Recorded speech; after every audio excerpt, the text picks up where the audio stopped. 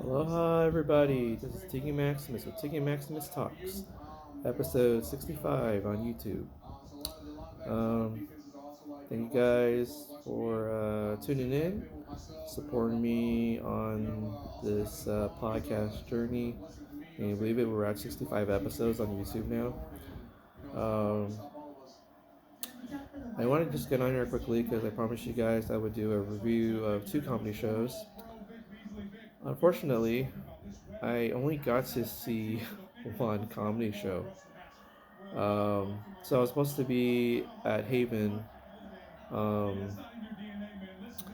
Haven Coffee Shop or Haven Salon. It's on 30th Street in North Park, close to North Park. And the headliner was supposed to be, I think his name was Casey Gray. So I was supposed to show up. A few of my friends, Natasha Collier and Kylie Troop, were on the show. They co-produced the show. I believe there was supposed to be a Jarwin Nelson. I wanted to see on the show. Alan Henderson, funny guy. He was on the show too. I actually promoted it on my own Instagram that I was going to the show, and well, unfortunately, um,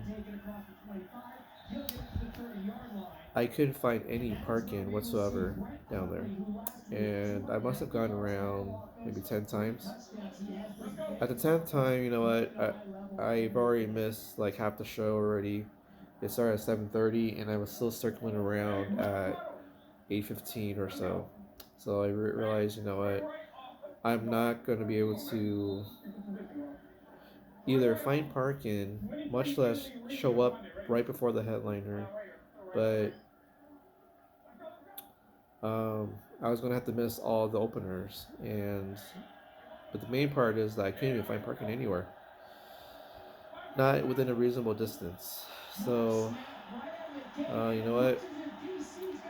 I will, I will actually just go to the other show because when you're down there, the neighborhoods. You would think that you could find some parking around the neighborhood, but unfortunately, no. And what's even worse is that it started to rain a lot to the point where the sewage system, the sewer system there is not that great because with all the rain coming down, the amount of water that needs to be filtered out into the sewer system, it was um, way too much. It overwhelmed the system, and that's why you're going to see flooding because um, there's just too much water coming down to be even filtering at that rate, and it just started to clog up. You'll see more water start to rise because there's just too much water to handle, and well, that's unfortunate because you can't even see the curb, so you can't even tell what color curb you're trying to park on, and already the water was about the level of your tires. So, um, yeah, cut my losses. So even though I was heading towards the Madhouse downtown, found good parking at a parking structure because I'm not gonna park on the sidewalk with the rain pouring down like that. So it was a good investment just to find that parking structure. Flat fee, $20 across from the Madhouse, and um, yeah. So found parking inside the parking structure. I know I was gonna pay $20 because you have to go in after 8 o'clock and you have to leave by 5 a.m. So I would say that was probably a good investment because not only are you protected from the rain, you can safely leave your car and get back to your car without having to deal with the pouring rain. And I'm pretty sure the rain kind of let up like around midnight, but you don't want to be walking around from 8 p.m. to midnight in the rain, so it makes a lot of sense that you just find a parking structure, close to where you want to be, and you know, put that issue behind you, and try to enjoy your time down there. So a lot of things you can do downtown. Um, so because I did not go to the comedy show, um, the Big Cheese LLC, um, I basically had an hour to kill. So I showed up, parked, and I need to find some food because since I had an hour before showtime, because showtime was going to start at 10 p.m., um, I found a place called Full Moon Sushi right around the corner from Madhouse. Um, I had the restaurant manager to change one of the TVs that was inside the sushi place um, to the Lakers game, and they were very accommodating. I saw the Lakers play the Raptors, and Lakers won. So, so, whew, ooh, it was good. I had the Harvest Moon roll, good stuff. I also ordered a spicy albacore roll to go with it. Got to do two rolls. I don't know how anyone can just do one roll, but uh, it was a nice presentation of sushi, and both were pretty good. And then it was time to head on over to Madhouse. So paid my check, started walking over, and at 10 o'clock, people were still outside lining up for the show. So I got in. Um, so to my surprise, it turned out that there were a bunch of lineup changes for the Madhouse show. And before I go into that, it turned out that I found out that they actually had a lineup change over at the Haven comedy show. What I was told was that not only was it raining, but it prevented some comedians from driving from LA to San Diego, and they were not going to make it. So Casey Gray, didn't even make the trip down from LA because he was stuck in LA traffic. Um, so yeah. So they put in a guy named Mel Hall, from what I found out, and I guess there had to been some changes. I guess. Um, and I found out from Kylie when I saw her after the Madhouse show. So um, for the Madhouse show, the host was called on Blaze Tricoli, I believe his name is. I think it's my first time actually see him do a full set as an opener, as opposed to a mic drop. Not mic drop, open mic where you only have a few minutes. Um, you're basically as the host, you can do like 5 or so minutes, give or take. Um, it was kind of hard to kind of follow the flow for Blaze, but he talked about his name and how he looked. Um, I mean, overall, I thought he was a 7.1 out of 10. Uh, Next up, um, who was there? Um, there was a guy named Tony Storelli or Anthony Storelli. Uh, um, hmm. I can't remember much from his set. Uh, I'm guessing that he was he was funny, and I think for his performance, I would say he was an 8.1. Um, and then they did bring up Andrew Tarr, which is funny because I actually went to Josh Nelson's birthday comedy show, and Andrew Tarr was actually on that show. On that show, you might remember I actually gave him an 8.4, but with the stuff that he did, um, probably it might be in the same set actually. He hit a lot more with the crowd at Madhouse, and so he got a lot of laughs. Um, I think there was a bit where you said, based on how Andrew Tarr looks, um, one of the parents with the kid said he felt more safe that he had a son, and uh, the son would have been safer with Andrew Tarr than had he had a daughter to be close to Andrew Tart. And Andrew Tart basically replied to the guy who said that he was glad he had a boy instead of a girl because he thought that the boy would be safer with Andrew Tart than the girl. Apparently, his reply was, "Wait, you think your son is safe with me?" Everybody like laughed in the entire room. This guy's super funny. I got to talk to him and got a picture with him too. I didn't get a picture with him at the Josh Nelson show because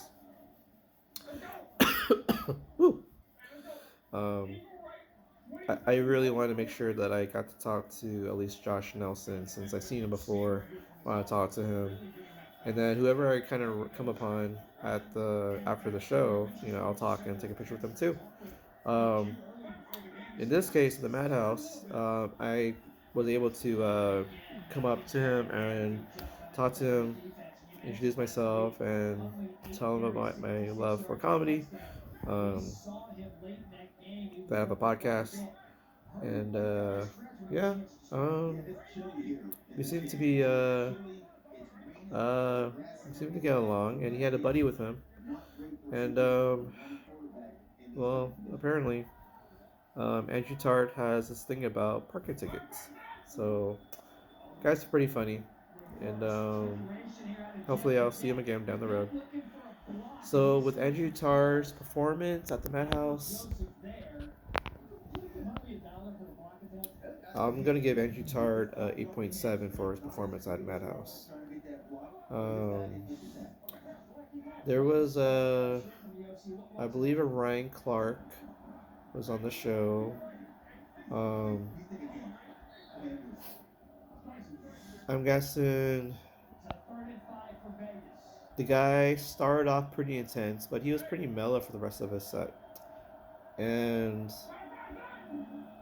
um,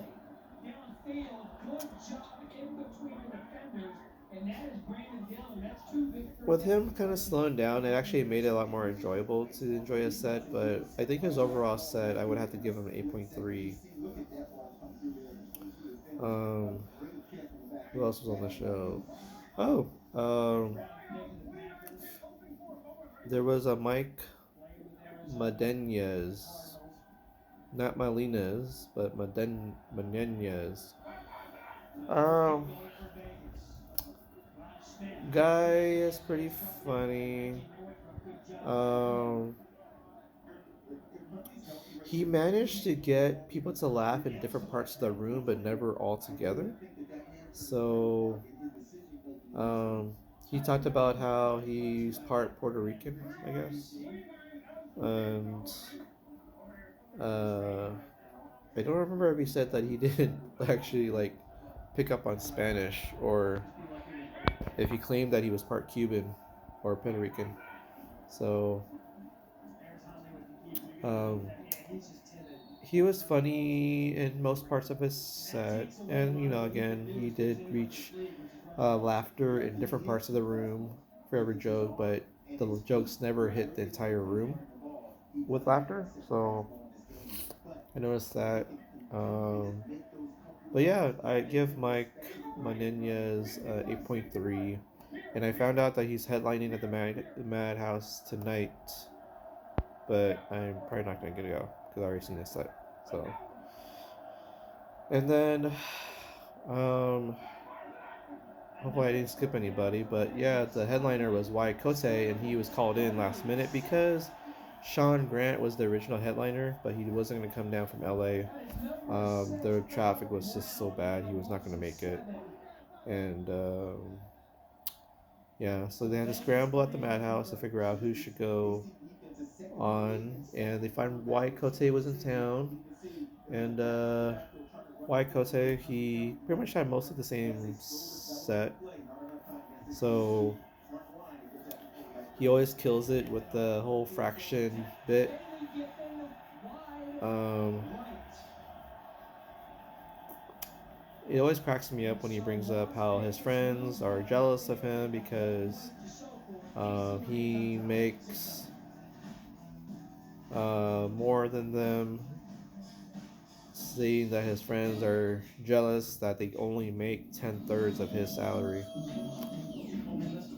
So that's always a killer bit from White Cote.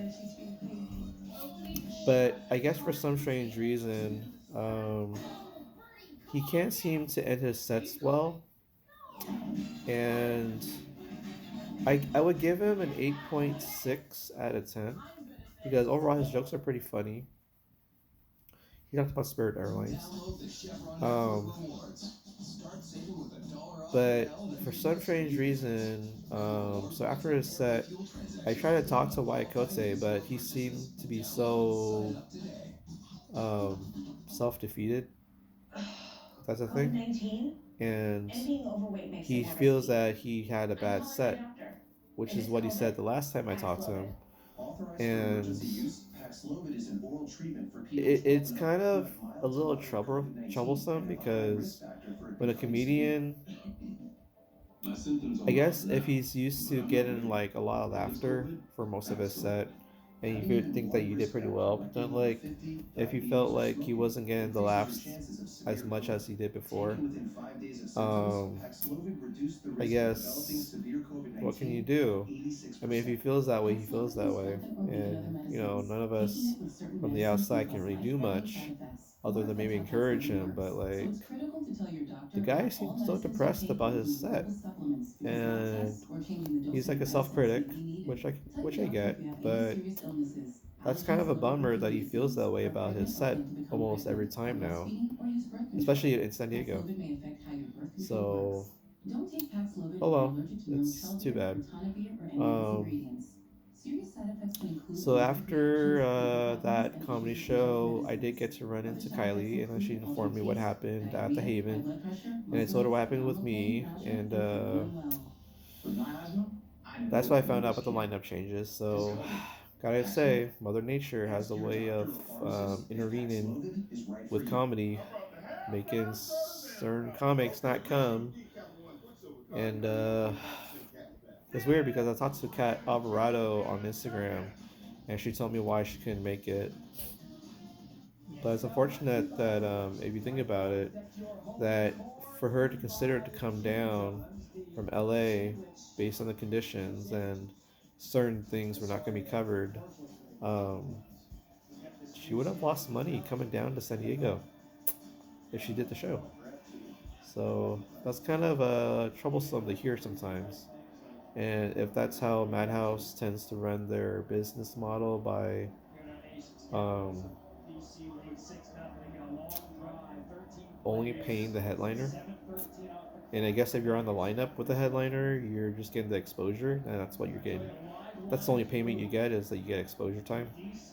So yeah, so that's unfortunate to hear, but I guess certain other clubs they pay you a lot more for showing up. So sometimes the comedy club will look out for you, and some may not.